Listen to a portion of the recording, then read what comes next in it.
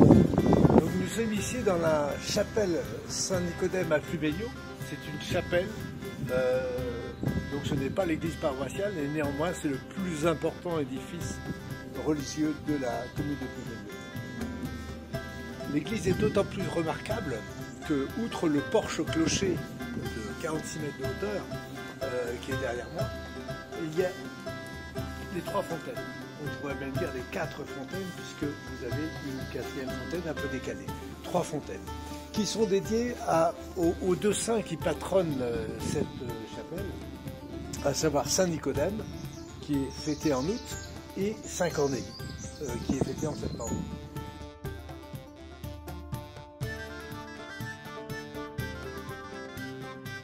Trois fontaines, d'où se sortent 5 veines d'eau qui traversent la chapelle avec une veine d'eau dans l'axe ouest-est, avec une deuxième veine d'eau qui traverse le transept au nord au sud. Et au carré du transept, effectivement, se rencontrent ces 2 veines d'eau.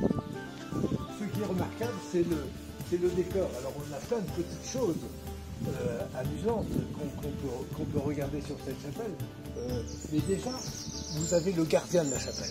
Le gardien de la chapelle, c'est court ici. Regardez. Il est là. Il est sculpté. Ici, le gardien de la chapelle. Vous avez... Et il sonne du corps. C'est un personnage qui a probablement été ityphalique puisqu'il a été martelé. Et après, on l'a masqué par ce petit muret. Et vous avez le gardien de la chapelle qui est là. Vous avez un autre personnage qui est intéressant. C'est la sirène. Regardez, cette sirène, elle se trouve juste à l'enclos ici.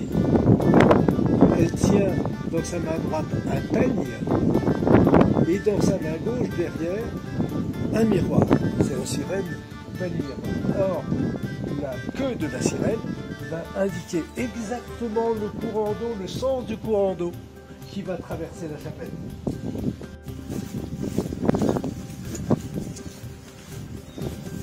Ici, il y a un élément intéressant qu'on peut montrer là. C'est 2 portes. Nous sommes au sud. Pourquoi existe-t-il